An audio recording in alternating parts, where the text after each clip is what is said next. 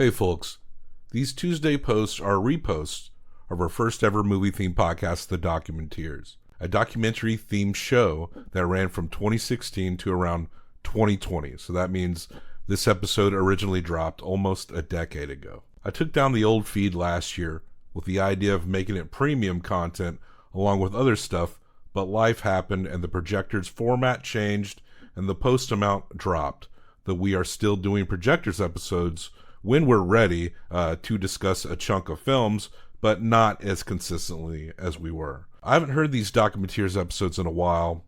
What I have heard back, I admit I cringe at myself a bit, but anything I do I will absolutely hate later on. It's just how it is for me. The Documenteers was pretty goofy and featured rotating secondary hosts. It did make its connections with people and remains our most well-known podcast to date. So maybe you're listening for the first time, or for the first time in a long time. Welcome. These Documenteers episodes will also be thrown onto YouTube for the first time. But it will be a static image because it was only a podcast. But you can also go to YouTube to listen to these as they drop. There are almost 200 episodes total, so these weekly reposts will be continuing for a while. We hope you like them and see how we've changed over the years. I know I certainly have, so let's get into the episode so you can hear me embarrass myself. Keep on Doc. Hello there, Dawkins. Christopher Dawkins. It is I, Bob Sham, for a new episode of Documenteers. There is usually probably a 30 for 30 around this time. 30 for 30s will come very soon, where we will bring you Muhammad and Larry. We'll get it in your ear holes soon. But tonight, it is Johnny and I. So we're getting into some weird religious stuff, some maybe weird holistic, pseudo crazy stuff with this film A Hole in the Head by director Eli Cabillo. And the film is about trepanation. Trepanation is a procedure where people would get holes cut into their head. This movie is 100% free to just stream. There's a version of it on YouTube, A Hole in the Head, from 1998. And you can just go watch this. It's free to everyone. Check it out. Not a lot of views on it. It's a deep cut thing, but we will learn a lot from it too. Like, don't drill holes in your head. Maybe we already knew that. But there's a scene in a tribe where someone gets their skull, we won't call it a clean hole. It was like they were getting their skull pulled apart. But yeah, that is in there, and it's relatively early, so just be prepared for that. Maybe don't eat like any pastas with red sauce or anything while you're watching something like that. Give us 5 stars on iTunes. That really helps us out, and it makes us love you. You can throw us a little review if you would like. Rate us good on any app that you're listening to, really. And that is that, Jack. Let's get into some drilling with A Hole in the Head by Eli Cabillo. Keep on docking. Now, here is a motion picture film. 1,000 feet, 16,000 separate photographs. Let's tidy up this tangle of film by putting it on a reel.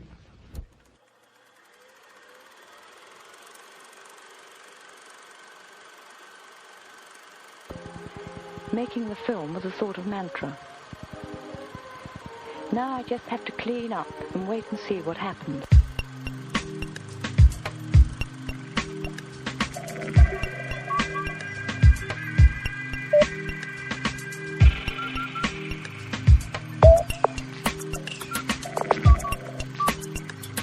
So, Johnny, have you ever, say, walked through a park and you walked by an intramural softball game and you thought about how a ball could just hit you in the head and you thought to yourself, it's not dangerous enough for me to walk by this softball game. I need to do something to make it a little more dangerous. Like working construction without a hard hat? Yes.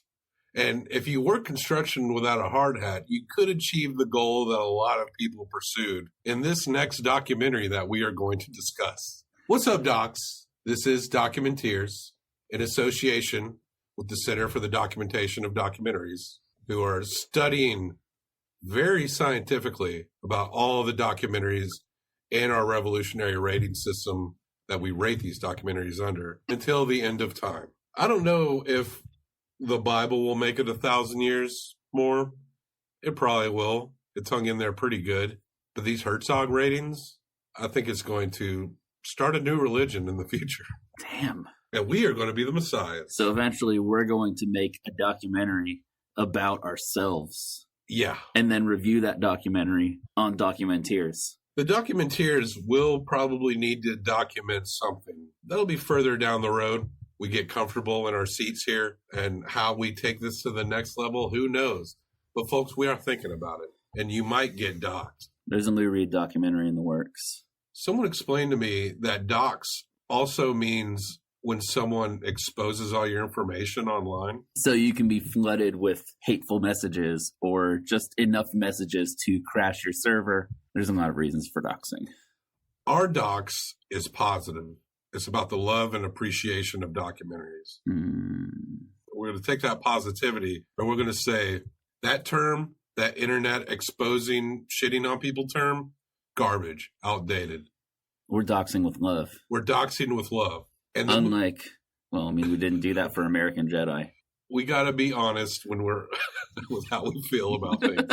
Johnny, you're on this episode because we tend to focus, with few exceptions in the future, on religious and spiritual movements.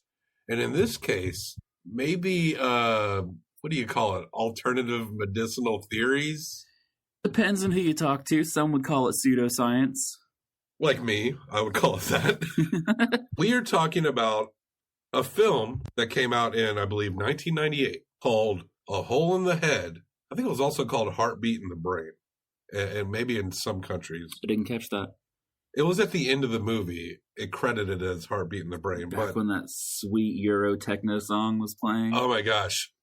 We got to find that song. I'll find that song. A Hole in the Head by Eli Cabello. And this won a Best Documentary prize in Williamsburg, Brooklyn. I guess a little bit after it came out, the year or two after. I don't know what other documentaries were going on. It's New York, so there was probably like 3 other documentary festivals going on at the exact same time. A Hole in the Head, The Lost Art of Trepanation. What is trepanation, Johnny? Well, according to the historians and the trepanation advocates, the people who have actually done it in this video, and doctors, it's one of the earliest and oldest surgical procedures that exists. Aside from amputation, the removal of a limb, the other widely practiced surgical procedure before modern medicine was drilling a hole through somebody's skull. Or as you see in the beginning of the doc, just cutting someone's head open and just breaking out pieces of their skull. It was often done because there was too much blood in the brain, like when someone got a head injury, they needed to let some of that pressure out. It was done to let out demons in medieval times. That makes sense, yeah. And apparently in this one tribe in Africa that they filmed, or they used footage from a trepanation procedure, it was used to treat everything from like brain cancer to headaches. Apparently it used to be a cure-all, and to some people, it kind of still is.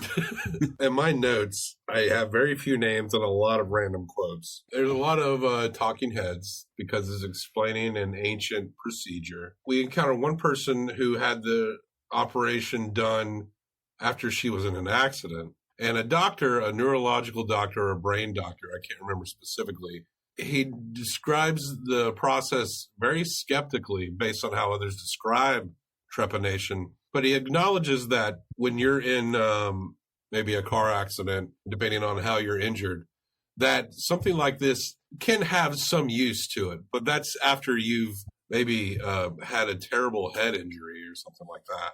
And not just because I feel down, I want to drill a hole in my head. Which is what trepanation advocates are pushing, that there is not enough blood going to the head, that we need more blood to get more oxygen in our brains.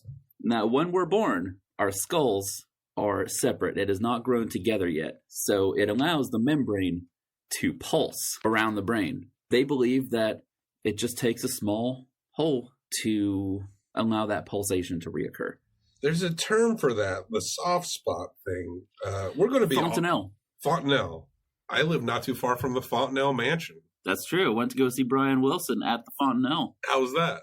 That was beautiful. Oh, cool. Brian fucking Wilson. Never been to the Fontenelle. Not far. It's called something else now. I forget what it's called now. Fontenelle's a venue, and I think isn't it supposed to be like a restaurant winery kind of place too? Hell if I know. I don't know. We see a lady. I was pleased that I decided to make a movie because it turned out a great help. The double function helping me to detach myself from the natural reluctance I felt to be subject to such a happening. She's covered in her own blood. God. And she's bandaging herself up. Wiping blood off of her face. Now, as far as directing a movie goes, it looks like it spans the mid-'70s to the mid-'90s. Shots of people discussing things. Even the type of camera seems different. I don't think this director, there's no way it could have physically shot every thing that we're seeing here. No, this seems like a mishmash of found footage. It is. It's a found footage documentary. We'll debate later how well put together it is. But this documentary seems to be, from a director's perspective, more of an editing process. People are explaining pros and cons, a lot of pros, in the spiritual aspects of this thing. But it's not, let's follow this guy around on his day who has a hole in his head. We see a lot of people. There's this British talk show that looks very 90s. There's an art dealer, Peter Halverson. He's talking about how he's self-trepanned. I think that's the word that was used. Yes, he is self-trepanned. That's Peter Halverson, and he's from Pennsylvania. He's one of the few Americans on the show in the documentary. It's explained to us that trepanation, evidence of trepanation, has gone back to 8,000 years based on evidence that they've found. Trepanation was common at certain periods of humanity around 3000 BC. Ancient world did a lot. In the U.S., the largest trepanation skull collection in the U.S. is apparently from Peru. We see a guy holding up all these skulls. And these aren't like these little holes. No, these were not drilled. It looked like people were just getting their heads bashed in with rocks based on what we're seeing of these skulls. Well, I forget the guy's name, but what he said was that most of these people obviously died directly after the procedure. He showed us one skull where there was just a bunch of hack marks. It looks like it had just been sawed in quite a few different directions, and they took a square piece out of the skull. But it's clear that he died because the saw marks around the hole had not calcified. So they still looked fresh. So even though it's been done for a long time, it has not always been a successful or safe procedure. I'm not sure what was going on in ancient Peru, but those holes look big enough to put a penis in. It was a 40% survival rate in the ancient... I'm not fucking touching that body. There's a 40% survival rate of trepanation in the ancient world. As far as like an ancient procedure of someone carving out 40%? 40%. Jeez. Which is low, but a lot higher than you might think. It's real safe for primitive medicine. And it wouldn't be too long in the ancient world where that would actually go up. It would eventually average out to 70%, archaeologists or anthropologists claim. Gosh, I don't know what the rate of survival in childbirth wasn't very high back then. So true. Getting a hole cut out of your skull might be a little safer than childbirth in many parts of the ancient world. There are accounts from the 1890s of tribal trepanation. Woo, here we go. Footage of this tribe. They don't clarify exactly where the tribe is from, I don't think. Did you catch anything like that? No, I didn't catch where. They use the term outback, but they don't look exactly like Australian Aboriginals. I assume it's an African tribe, but of course, it doesn't specify where in Africa. It looks more like the backwoods version. This is film footage that is put into this movie. It doesn't clarify what part, because it's we were discussing this before we started recording, talking about Black Panther and stuff, about how so much of African culture is filtered through European eyes. This represents why we don't know this shit, because they're just like, Africa here.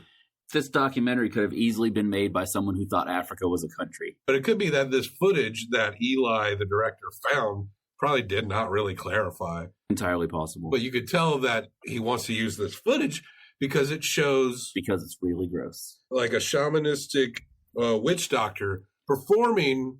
I said shamanistic. I don't know if that's the right word. But the guy is like a witch doctor. He's described as a witch doctor. He's performing trepanation on this tribe. And this takes place in the 20th century. They're doing this to a lady. God, that was hard to watch. And yeah, parental advisory on this one.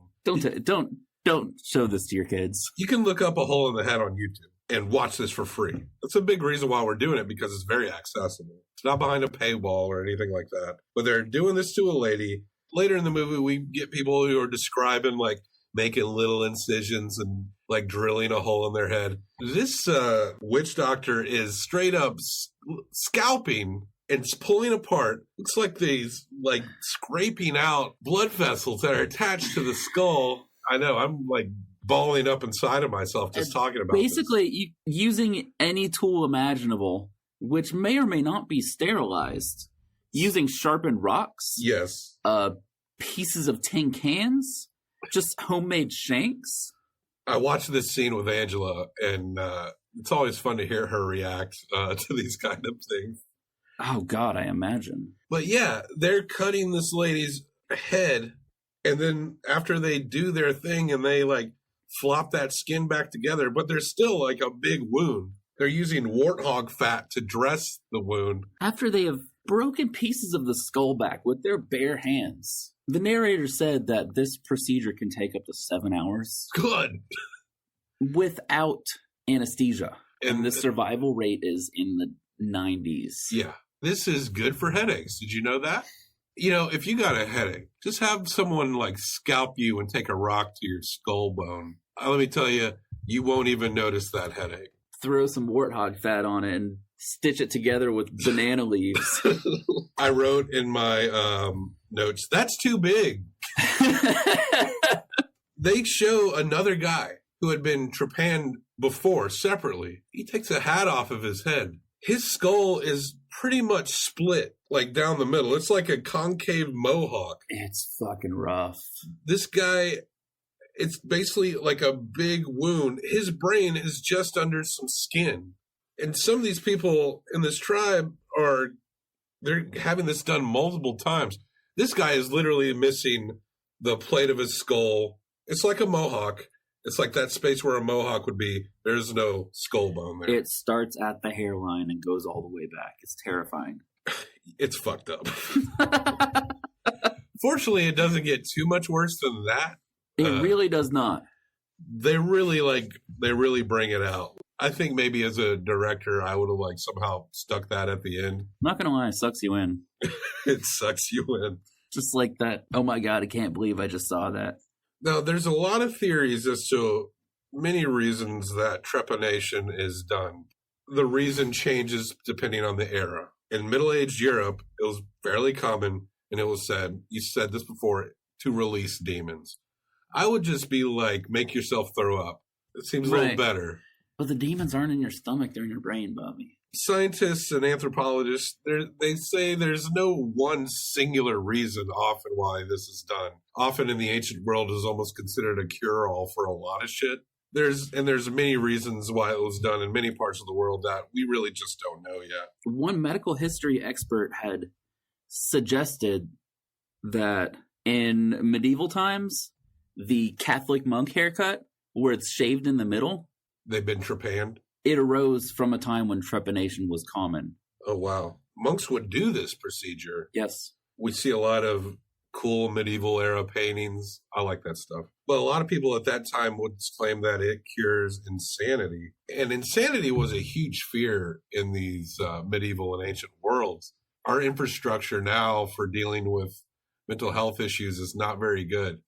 But back then, if you went crazy, then that's it. They just chopped a piece of your skull out. Yeah. Or just wait until you do something terrible and like draw and quarter you. But it was a legitimate fear because that was like the sickness you couldn't see. And so we meet one of the first trepanation advocates, Bart Hughes. This guy's great. I believe he's Dutch. Is he the one in the yellow sweater? Yes, he's the old guy. he had this expression on his face that was like, I have holes in my head. Not unlike Eckhart Tolle. Right. Just this, is he in some sort of meditative reverie, or is he just slap-ass nuts? This guy has a very Timothy Leary quality to But him. I believe it was Joe Mellon, who we'll talk about later, one of the other early trepanation advocates, who described him as the sanest man I've ever met. Yes. I like how it cut in, like, we need somebody to vouch for this person. And they say the things that are very positive, but still extremely general. Like, have you taken inventory of the rank of sanity for everyone in your life that you've ever met? Or like, oh yeah, this guy has a hole in his head. What does he do with his life? It's like Donald Trump's doctor, how he's like, he can't just be like, oh, he's in fine health. It's like, he is the healthiest human being that has ever walked the earth. That's the second time in this podcast I've mentioned Donald Trump's doctor. We're going into all of these with a lot of skepticism. You know, in past We episodes, mentioned Trump at least once per episode, it seems. look, you know, you can make your own theories on evangelism. You can maybe figure out your own walk with the Jedi path. Don't drill fucking holes in your skull. Just don't fucking Just do don't. it. So we also meet Jenny Gathorn Hardy, a friend of Joe Mellon's, and they're all talking about how good trepanation is, how good it is for you. And I wrote down in all caps, do these guys have jobs? That's a question I ask a lot in What? life. Whenever somebody's just doing something that seems to be expensive, because everything costs money, Oh, man. like when they're sleeping all day. Unless you're doing the procedure yourself. Yeah, which some people do. But this guy, the yellow sweater, what's his name again? Bart Hughes. Bart Hughes. He references a lot of about drugs as well, smoking marijuana, psychedelics. He's like the Dutch. Well, we think he's Dutch. He's like the Dutch Timothy Leary, basically, and everything has to do with the third eye with this guy. He loves that fucking third eye. And he's also the most sane person we will ever know. The modern trepanation procedure it's more of like a drilling procedure. We see some clips of, what's that tool called? Like a Dremel, where someone's like dremeling Yes. their fucking skull. I believe that tool is called a Trephan. Oh, yeah. Trephan. Yeah, we see a tool, another guy, he calls it a hand trepan. That's like a crank, like this. Yeah.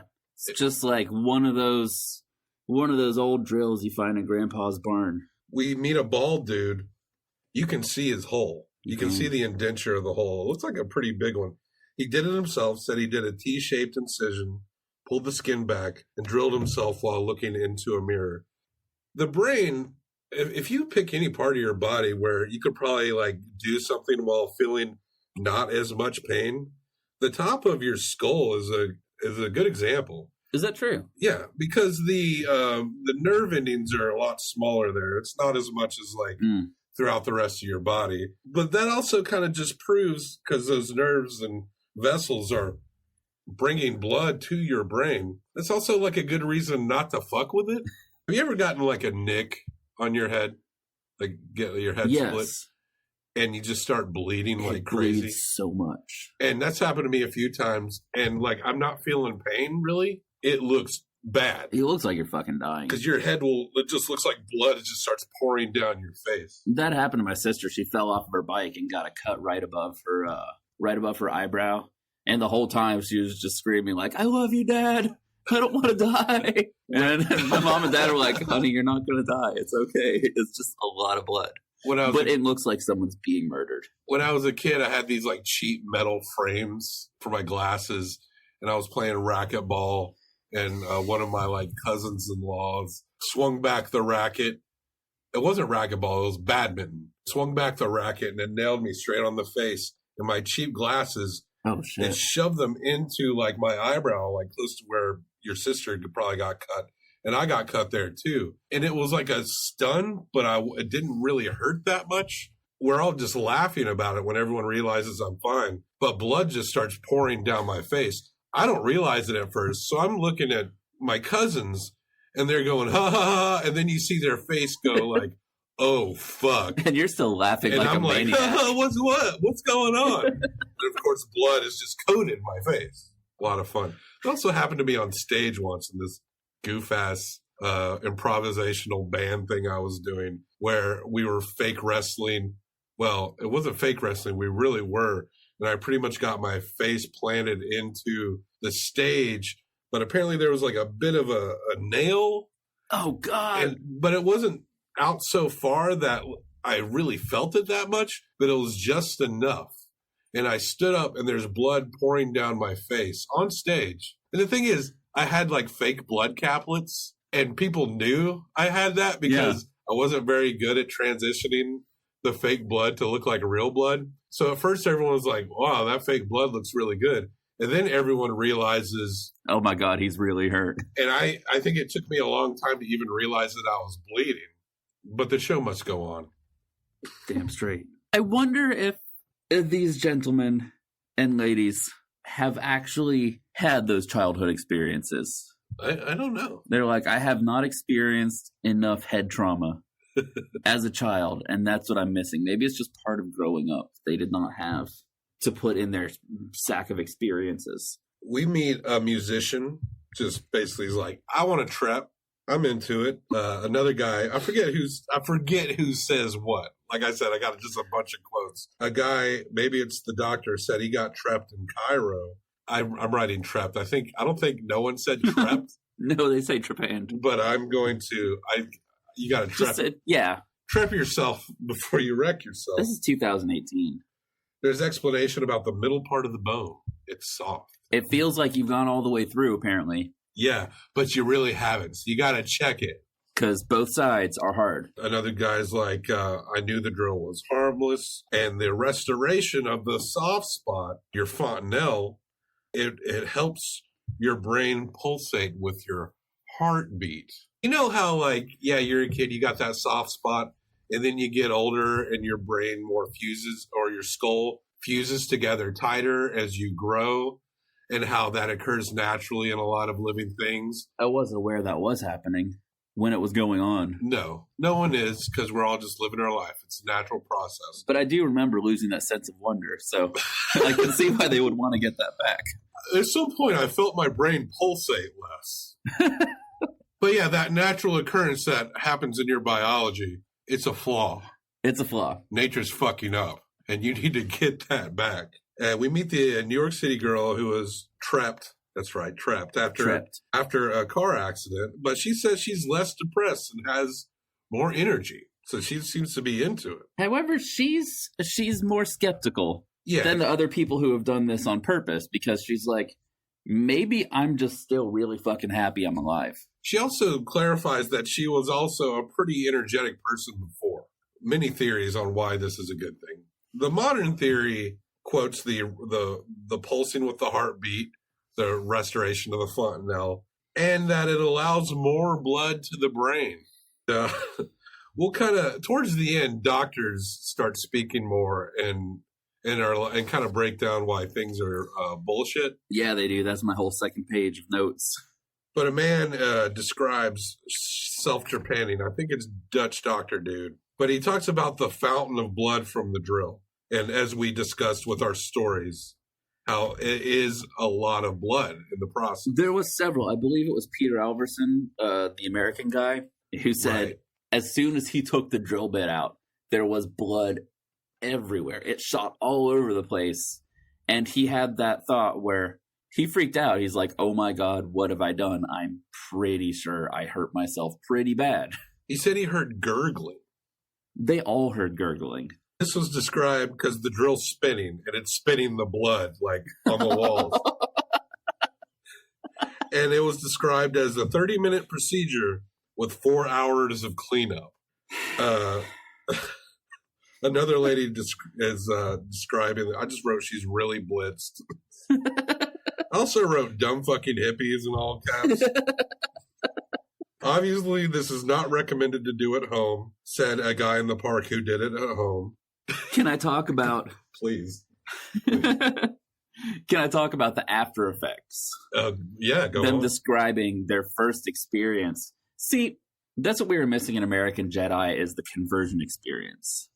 That's what I want to know about. I want to know what brought people here. That moment where like, oh my God, this is the truth. This is going to change my life forever. I'm fascinated by blinding revelations, even if they're told by dumb fucking hippies. Dumb fucking hippies. However, Peter Halverson doesn't seem like much of a hippie. He just seems like a weird guy. He said he, quote, heard gurgling as the brain blood volume adjusted itself. So there's this suction, gurgling, and someone described it as getting the feeling of a cold shower down your back. Bart Hughes. That's your blood running down your anyway. Yeah, right. Just, yes, of course. We probably should approach these with a little more of a suspension of disbelief, but I just can't. No, it's impossible. Hughes described it as a hot face and a hot feeling all the way down the back, which he believed this is obviously a Western Germanic dude interpreting an Eastern religion, which gets us into shit tons of trouble. Yes. He described it as the ultimate goal of Kundalini, the hot snake at the back. So this is the endpoint of Eastern yoga. Also, he claims that he taught international relations to Bill Clinton. Oh, right. When he was... Either that or was that Joe Mellon? Was that the old guy or the skinny guy? I can't remember because I didn't write down any names. Mellon sounds familiar. But yeah, he... Joe Mellon was the guy who wrote the book Borehole, which I will eventually read. Yeah, I think he taught Bill Clinton, I think when Clinton went to Yale while he studied to be a Rhodes Scholar. That was Joe Mellon then. I assume he learned how to expand private prisons when he was there too. It was just an interesting side note. There's a Bill Clinton connection.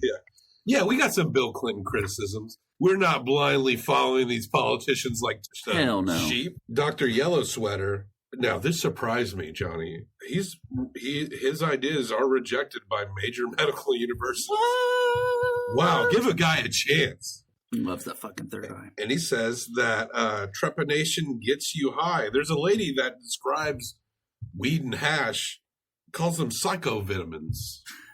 I adore that word, psychovitamins. I want to now put that word in my everyday vocabulary. But she realized she could not use psychovitamins as a working tool for life. So she wanted to have that all the time. Sunglasses lady talks about how gravity pulled blood out of the brain. I'm not sure what contextually she was trying to say there. Was she given like some downsides to drilling holes in your head? I don't know. But Dr. Yellow Sweater, what's his name again? Bart Hughes. Bart Hughes. He says that this is the one important message there is. He's really into it. He really, really believes this shit. All these years later, all these people interviewed still believe that it's done them good. This is like when people get a degree in studio art and then they go on to work at a bookstore. And they're like, my degree really helped me know how to read or something. Where like you can't really admit that maybe you wasted a little bit of time and money at one point in your life. So you just kind of like bridge that gap in your brain to make sure everything makes sense and that every decision you made was of intense value. Leading towards this ultimate goal. Yeah. The hot snake at the back, like we're all moving towards our own Kundalini. Or maybe a better example is you have a studio art degree and now you're a nursing assistant. It really helped me aesthetically figure out... it helped me learn how to think outside of the box. Yeah, because that's easier than just saying, I pulled out too many student loans. I put myself in extreme debt. I wish I could have done something else. So imagine these folks who've trepanned themselves. And are now famous for it. Yeah. I mean... They're known. Yeah, nobody's going to be like, this thing I decided to do was stupid. Because they're 120% in. And there's no going back now. So you might as well just like... if you believe in something enough to drill a hole in your head for that purpose in the first place, it's not likely your mind's going to change anytime soon. Right. There's probably not that much change in these people's everyday lives, truly, to be honest. Well, we don't know anything about their everyday lives. Like, do they have jobs? Yes, that age-old question. I think every documentary I've seen, the question, how do you make money? And every single one, how do you make money? It's an important question.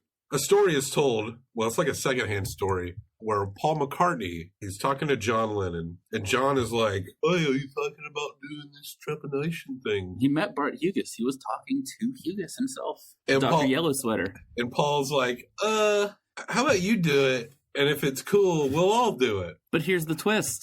Dr. Yellow Sweater told Lennon not to do it. What? Because he believed he still had his fontanelle. That, he said, what you've done with your life shows that you've already got the third eye. Getting a world-famous singing group together, writing all these brilliant songs. You don't need to get this done. Well, that's probably the best advice Dr. Yellow Sweater ever gave. It was great advice, but it makes me wonder, what's his definition of spiritual enlightenment? If your definition is John Lennon. Paul points out that he's always been very skeptical, but John was always kind of more about this stuff. Mm-hmm. Yeah. Secondhand story about the Beatles. We meet Dr. Omaya. We start to get in the point of the movie where a lot of actual neurologists and maybe brain surgeons are talking about this process. You start fucking bringing it. My favorite would be in Dr. Omaya. I love him. He's from India. He references India a lot. Doctors say, well, yeah, the blood flow will increase at first because of swelling, because that's what your body does. There's going to be some clotting, and then it's going to swell out to kind of help protect the trauma that was done to your brain. So, yeah, at least for a little while, you will get increased blood flow to the brain. But then what happens is you heal. That swelling goes down. And eventually, your brain will reach its own, it'll recalibrate itself. It'll reach its own equilibrium. It's stated by a neurologist that the body will biologically protect the brain, even at the expense of other organs. And he's obviously alluding to the fact that fucking around with any area near your brain is not just a bad idea, but the rest of your body doesn't want to do it. But apparently your brain can't save yourself from your brain. And Dr. Louis Sokolov said, under normal circumstances, the brain function is limited by blood flow. And that there is no, it might have been the same guy, said that there is no evidence that more blood to the brain means better brain function.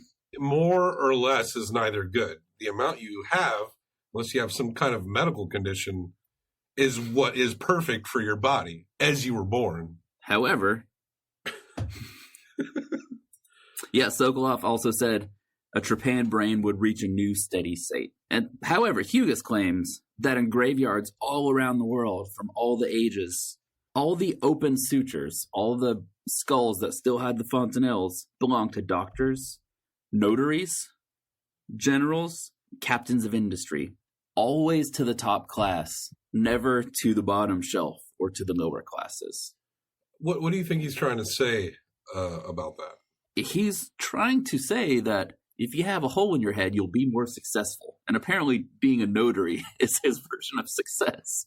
And this is Dr. Yellow Sweater? This is Dr. Yellow Sweater. So it's all about class for him. That was the part where I'm like, you know, usually when people co-opt Buddhism and they co-opt Hinduism, when white people do it, they usually disregard the caste system. Yeah. It seems like this guy might have actually kept it. He's like, yeah, the caste system makes sense. Yeah, it's pretty cool. You're a more enlightened, better person if you drill a hole in your fucking head. So the fact that you could not be an enlightened person, it seemed like he was saying that you could not be an enlightened person in the lower classes. I thought I was going to see a bunch of gross stuff, but I didn't think I was going to hear anything offensive. One of the doctors, it might have been Omaya, claimed that trippers confuse transient change for long-term change. They are feeling some effects because they fucking drilled a hole in their head. Maybe you get a little lightheaded. You ever like get your blood drawn and you feel kind of euphoric? I've drawn blood and I felt a little light. In the same way, like when I was 19 and I was doing whippets, you know. The initial change is not representative of a permanent change going forward. No, I mean, there's a moment where I'm sure it would blow anyone's mind where blood's squirting out of your head and then you survive it. That shit's nuts. And that would be an eye-opening experience. One of the funniest quotes in this movie was the musician guy who we saw off and on. He said about himself, "I'm a fairly normal person." In regard to, this is why you should listen to me when I'm talking about trepanation. Your skinny, shaggy-headed, pasty ass. One of the doctors, the neurologist, he talked about how he did have to do the procedure to a 7-year-old who got hit in the head with a rock. This is an example of where accidental trauma can actually kind of make this necessary to prevent permanent brain damage. But this guy's trying to like pull a stone out of the soft spots of a child's head. It's not the same thing as just, this kid's not wanting to trip. You know, he's in pain and the doctors need to do something. Dr. Omaya, he talks about how he once volunteered to be in an MRI for 3 hours. And he notes, get this, Johnny, he notes that his brain pulsated with his heart the whole time. What? Without having holes in his skull. Because the part of the brain that connects to your spine comes out through a hole in your skull. That's how stuff gets in and out. If you're drilling holes to, say, get demons out, what's to stop them from going back in through the hole? Well, because your scalp grows back over it. What about your mouth? Want to go through your mouth? Well, that's why you say gesundheit when you sneeze. Oh, when someone sneezes. God bless you. That's so the demons don't come back in. Again, so you either pray or like grow the part back. Did they realize back then that your pores were just tiny holes throughout your skin? Whoa. I know. We're blowing fucking minds here on Documenteers. One of the ladies who's pro-trepanation has to own up to trepanation for the rest of her life because she got it done. Says that medical science can't explain the expanded consciousness. Now, I love this part. There's a lot of things that medical science can't explain. The human brain it's a process that we're going to be still learning for a very long time. We've only known for less than 20 years that the brain can grow cells. By the time this documentary was put out, we didn't know that, from what I understand. And the notion that medical science can't explain this, so I'm just going to assume that this must be right over here. This is what people don't need to do more often. They would make great creationists. If a medical doctor can't explain it, you can't either. You don't know. They don't know. End of fucking story. You don't know. They don't know. That's going to be our MO from here on out. That means you don't fucking know. But this lady can't just be like, well, I don't know. I know we feel these things, but I don't know. It is fascinating, but I don't know. She goes, they can't explain it, so let's drill holes in our goddamn heads. They cannot explain my expanded consciousness, in which one of the experts says, what's more conscious than conscious? Oh, my God.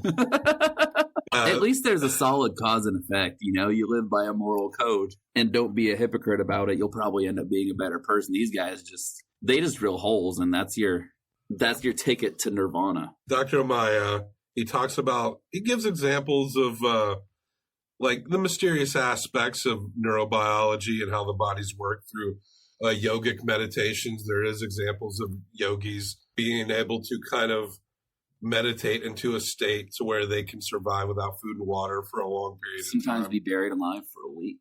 But he clarifies that evidence of chemical correlation regarding this procedure, there is no evidence of anything like that. I liked him because he was leaving it open for a spiritual experience within the scientific community, just saying we don't know enough about it. He's like, I'm not saying spiritual experience is not real, but from what we've observed in how the brain works, we've seen plenty of trepanations, and trepanations has been going on for 8,000 years, and there's more trepanations now than there ever were. However, he said, we're not seeing an increase in saints and savants. He's got a point. Yes. Man. Which brings it back. What do these people do? Do they have jobs? How you make that money? What's their mission? I love Dr. Omaya because he explains things based upon evidence that is known. Mm-hmm. He's explaining things that isn't outright dismissing religious claims. He's a scientist. He's not going all Dawkins on him. He's a doctor, and he's telling you what is studied and the results of that study. He's not being like, you're an idiot like we are. He's being like, well, this is what I've learned. This is what I've spent all my life studying. Really doesn't make sense what you're saying because based on this. I mean, this is a guy who spent hours in an MRI just to see what his brain would do. He cuts people's heads open all the damn time. Yeah. He knows what's in there. That British show that showed up at the beginning of the doc, the 90s British show where the guy is talking on behalf of trepanation.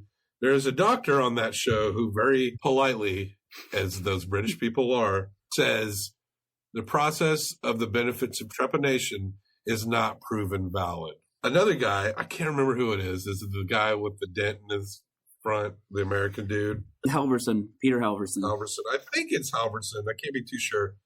He says that there should be trepanation on demand. We see like a weird campaign poster with a lady on it. I think it was the same lady who made that video of her trepanning herself in the beginning. Oh, yeah. Pretty sure that was her. Who, I guess, is campaigning for the medical board to allow trepanation. The doctor on that British show, he had said before he said it's not proven valid, that he's like, it's a doctor's job to not do harm. And if he sees no medical benefit in something, that doctor is not going to do it. But these pro-trepanation people, they want a world where they go to any doctor and say, drill a hole in my fucking head. And they do it. What are you hiding, man? Dr. Omaya, who probably at his snarkiest says, if you believe sticking colored straws in your ear cures your problems, it probably will. And then he brings up a word that it's not going to be the first time we bring up this word when discussing our corner of the Documentier discussions, placebo. He points out that all the people who are pro-trepanation that we've seen in this documentary, they have a very similar background from similar cultures in a specific time. American and European white people, really into hippie movements. They're all like around this certain age. They've all been very experimental with like reading about spirituality and drugs. He points out that these people are not a random sample. These people are too similar a type of people to judge their conclusion. It's not like this police officer got it done. You know, this Baptist police officer did it. And then this Muslim dude over here, he got it done too. It's not a process that they can compare different types of people from different types of environments. These are people that probably all own more than 5 Grateful Dead CDs and were really into this shit and have tripped balls more than several times in their life. And they're all too similar to base anything that they're saying on facts. And these people, they probably did get some kind of euphoric feeling from initially doing this to themselves. Your body might be chemically doing something to compensate for the fact that you're drilling a hole in your head. That often happens. Or you're going to regain, life is going to get its luster again. You're going to see the world with the wide-eyed wonder that you did when you were a kid, which was the most interesting thing to me is, one, people's desire to get out of their heads to somehow escape how they were made or how they turned out, and the desire to go back to a time that, you know, we would call Eden in the Abrahamic religions, that state of original innocence and wonder. That was what kept me watching. One, it's really gross. And two, these people, they wanted that. They wanted to go back to a more innocent time. And I found that part fascinating. It seems strange to me, for a myriad of reasons. You hear people talking about the past, about wanting to go back to a point. I feel like for people that I hear, that I respect, that really seem to understand history, they don't talk about history like it's something they want to go back to, because they understand that history comes in cycles. And while the modern trappings are different, a good historian is just never going to assume that what we once saw will not come back in some form or another. They don't have this thing that's like, things were like this back then, and it sure would be nice to go back. And if you find people discussing history with a jealousy, they're coming from it from a very small perspective. Agreed. And maybe also forgetting that things were not always the same way for other races and other cultures at certain points in history. That's where religion often differs from science and history. It's, you know, science explains the how, like how this came about. Philosophy and religion try to explain why, like why this happened. So beyond history, beyond science, there's this fundamental, I believe it's a fundamental human trait to question, to seek something, to realize that everything around me is going to hell in a handbasket, that things are going wrong. And I want to, however, I believe that humanity is good somehow. And I want to go back to that original goodness. If only perspective could be put in a vaccine or something and like inject it into people. Call it the it's not really about me serum, and they just inject it into their veins and they just see the breadth of history and the breadth of now that would be a fucked up drug. If that was a vaccine, you know those hippies wouldn't take it. Mellon wouldn't take it. No, they'll think it makes you autistic or something. Big pharma, man. Big pharma, bro. Dr. Omaya's like, they believe this will do them good as they're going into the process of doing it. So why wouldn't they think it worked? In a way, we're self-fulfilling their own prophecies. I think this aspect of it does co-align really well with religious discussion in this way. You have this belief that whether consciously or subconsciously, you are perpetuating that belief. So any like prophetic belief or any result that you think is destined by a process of, I don't know, prayer or drilling a hole in your head, you are subconsciously making that happen. Much like the Joseph Campbell scholar in American Jedi, who said, I believe it was the woman, not the man, who said that there is this rite of passage, this religious initiation where you believe that if you do this one thing, you put all of your bad feelings, your bad thoughts, the things that you're ashamed about into this one thing, and you believe this thing takes it away. You go through this process. It can be very harrowing, like a trip in the wilderness. And then you come back and you survive it and you get through it. And you have a community of people who have been through the same thing. That is one of the major appeals of religious experience. And so you're right. There is something very religious about what these guys and women are doing. They're going through a pretty brutal initiation. And afterwards, it's obvious they notice a change, at least for a time. And it seemed to fill this hole in humanity that seeks blinding revelation. Oh. The point where it all... You got to make a hole to fill a hole, Johnny. Bro. This is some deep fucking shit, man. But it fills that need, at least for a second. And that's pretty much the end of the movie. And we go out on a 90s Euro club beat song about trepanation. This song is called A Hole in the Head. It was made by Cabillo, the director, Derlin, and Zambito. It's credited to the band BED. In the end, one of the neurosurgeons says, is life that boring that you have to drill a hole in your head? I mean, don't get me wrong. The guy seemed pretty boring to me. Yeah. However, he made a great point. Yes, he did. Is this shit not crazy enough? I feel like we had a better discussion than I thought we were going to have with this one. It is time to rate this. We do not use the star rating. We only accept star ratings on iTunes or your podcast app when you're giving us 5 stars. Give us 5, please. Anything less than 5 is a personal insult and sacrilegious. And we consider it a hawking gob to the face. Like not going to lie, though, 3 is better than 0. That's true. But we got to go 5. No, it's all or nothing. We love ultimatums here at Documenteers. Yes. We're here to change the world. Now, this film, I'm going to give this 1 through 5 Herzogs. You're going to give it 1 through 5 Herzogs. Then we're going to combine them for a total out of 10 Herzog score. This movie, visually not consistent. It's more of an editing job than a pure documentary that's really following personalities or characters. It had the vibe of like a classic educational kind of film, which I like. I kind of like the dryness of that. You can hit a lot of things on an emotionally different level, and that dryness can kind of help you parse through things that's a little different. I kind of like that about documentaries. Fortunately, this isn't one where the director is injecting his voice a lot into it or anything like that. That's true. They don't even show him asking questions. No.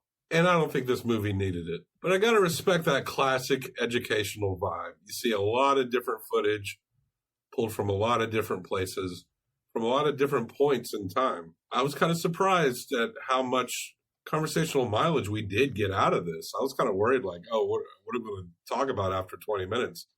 No, we made some interesting comparisons, and some good analysis. I'm not going to really look at this like it's supposed to be some big work of art, something that the BBC would air in the 90s, which might have been exactly what this is. We're not going to traditionally delve into like a documentary hour-long special, but because we're not really sure how this was laid out, we'll just go ahead and do it like this. I am going to rate this the way I feel like a good version of something like that would be. I'm going to give it a straight down that easy road 3 out of 5 Herzog's. I'm not a stickler for production value. I'm not a huge cinema snob. Obviously, if something's meant to have high production value, I'm totally cool with that. But these sorts of lo-fi projects, you've got to grade them on a curve because you're dealing with neurosurgeons here and old hippies. You'll get a lot of color out of the hippies. They're pretty interesting people. They're weird cats. You're not going to expect a whole lot of action from the neurosurgeons. They're just going to sit there and talk. So I think that what they did was appropriate for the subject matter. It's the kind of production value you would expect if someone was interviewing a doctor. And, if you throw in obvious found footage like the trepanation procedure in that African tribe, and then that woman's movie of her trepanning herself, I'd say there's a lot of variation in quality, and that kind of keeps it interesting. It becomes kind of like a collage, and I'm not sure if they were even thinking that high art about it. But grading on a curve, I liked it better than American Jedi, and I gave that 2.5. They represented all sides of the argument very well. That's true. And I've never seen turbo science nerds deliver such sick put downs. Yeah, they really nailed it.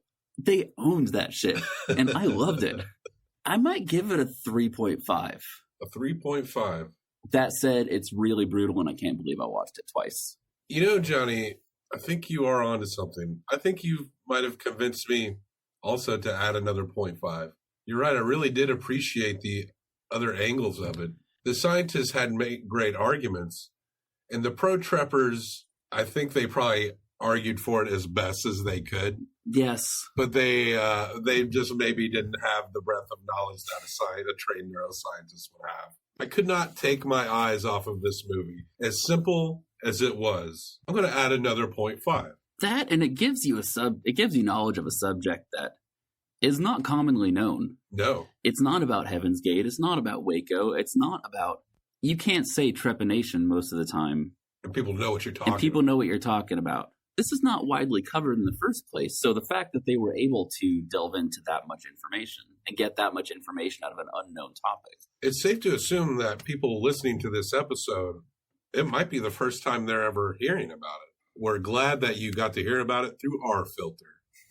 You take Johnny's 3.5, you take my 3.5, and you give this educational documentary by Eli Cabillo 7 out of 10 Herzogs. Damn, that's a lot of Herzogs. A fine, respectable score. And folks, thank you for sitting with us. Don't drill holes in your head. Just don't.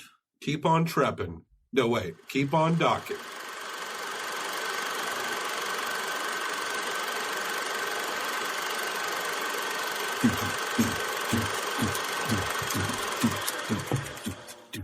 I need that like I need a hole in the head.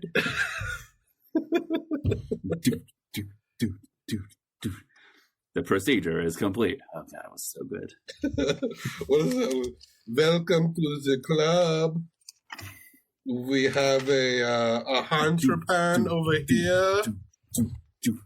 We have goals over here. The sanest man I've ever met. Please make yourself comfortable and be prepared for total euphoria. A potentially dangerous practice. For fuck's sake. Big pharma, am I right? Play that song. I'm going to use the restroom real quick. Oh, yeah, I got to go to the end.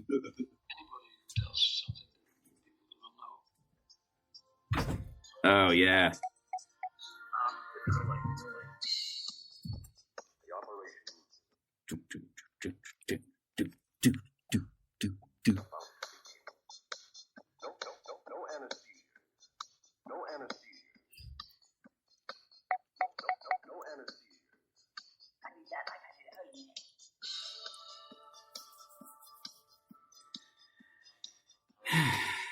Big drugs. Pharma, am I right?